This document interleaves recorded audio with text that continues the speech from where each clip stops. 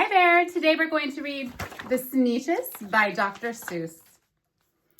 Now the star-belly Sneetches had bellies with stars. The plain-belly Sneetches had none upon theirs. Those stars weren't so big. They were really so small. You might think such a thing wouldn't matter at all. But because they had stars, all the star-belly Sneetches would brag we're the best kind of Sneetch on the beaches. With their snoots in the air, they would sniff and they'd snort. We'll have nothing to do with the plain belly sort. And whenever they met some, when they were out walking, they'd hike right on past them without even talking. When the star-belly children went out to play ball, could a plain belly Sneetch get in on the game? Not at all. You could only play if your bellies had stars, and the plain belly children had none upon theirs. When the star-belly Sneetches had frankfurter roasts, or picnics or parties or marshmallow toasts, they never invited the plain belly Sneetches. They let them out cold in the dark of the beaches. They kept them away, never let them come near, and that's how they treated them year after year. Then one day, it seems, while the plain belly Sneetches were moping and doping alone on the beaches, just sitting there, wishing their bellies had stars, a stranger zipped up in the strangest of cars. "My friends," he announced, in a voice clear and keen, "my name is Sylvester McMonkey McBean. And I've heard of your troubles, I've heard you're unhappy, but I can fix that. I'm the fix-it-up chappie. I've come here to help you, I have what you need, and my prices are low, and I work at great speed, and my work is 100% guaranteed." Then quickly Sylvester McMonkey McBean put together a very peculiar machine. And he said, "You want stars like a star-belly Sneetch? My friends, you can have them for $3 each. Just pay me your money and hop right aboard." So they clambered inside.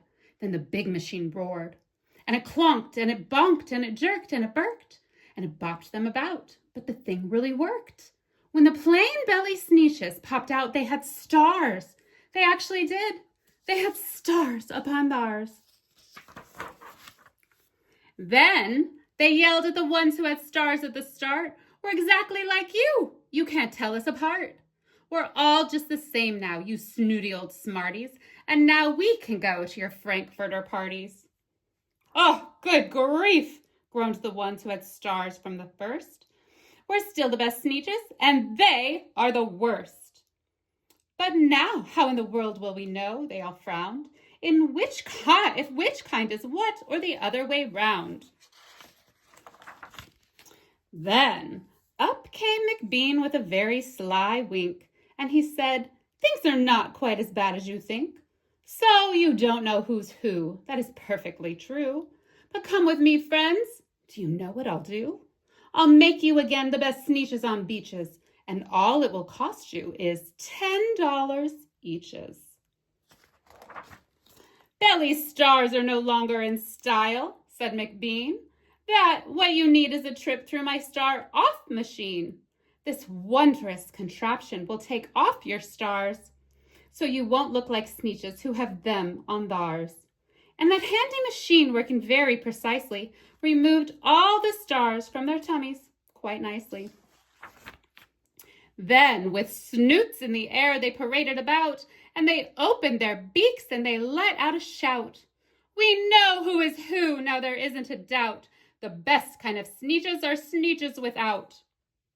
Then, of course, those with stars all got frightfully mad. To be wearing a star now was frightfully bad. Then, of course, old Sylvester McMonkey McBean invited them into his star-off machine. Then, of course, from then on, you could probably guess, things really got into a horrible mess. All the rest of that day, on those wild, screaming beaches, the fix-it-up chappie kept fixing up Sneetches. Off again, on again, in again, out again, Through the machines they raced round and about again, changing their stars every minute or two. They kept paying money, they kept running through, until neither the plane nor the Starbelly Sneetches knew whether this one was that one or that one was this one, or which one was what one or what one was who.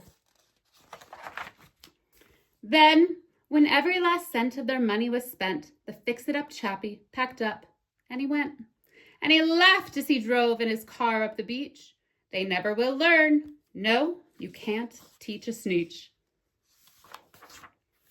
But McBean was quite wrong, I'm happy to say. I'm quite happy to say that the Sneetches got really quite smart on that day. The day they decided that Sneetches are Sneetches, and no kind of Sneetch is the best on the beaches.